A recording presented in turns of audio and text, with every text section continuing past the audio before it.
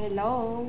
Kamusta po kayong lahat? Ngayon, magluluto po tayo ng ginataang tilapia with pako. Yan, may nakita ko sa palengke na pako. Bumili ako. 35 pesos isang tali. Yan po ang ating mga kailangan. Pako,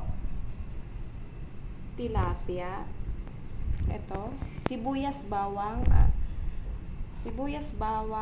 luya, tsaka tong siling haba.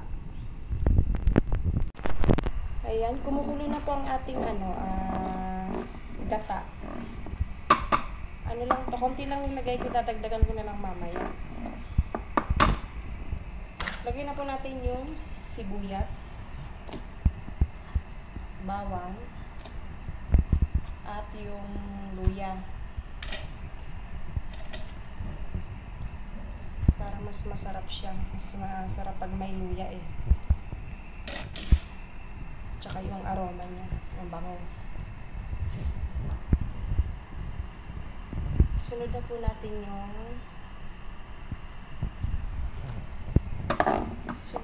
yung isda.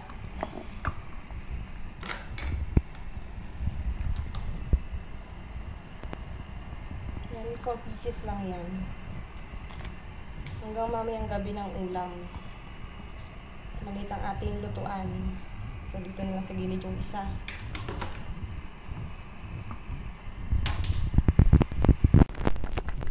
Lagyan na po natin siya ng asin.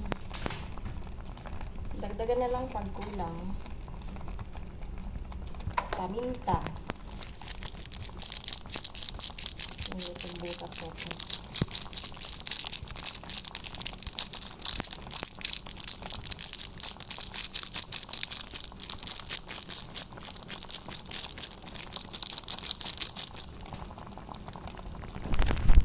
Na rin po natin ang pako.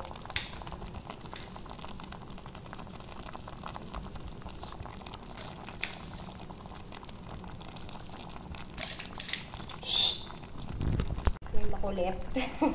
Kaya na into. Pasaway eh. Nakikigulo pag nagluluto. Kaya natin siyang kumulo.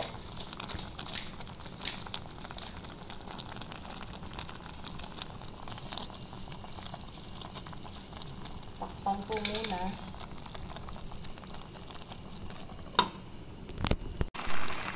Luto na po ang ating ginataang tilapia with pako.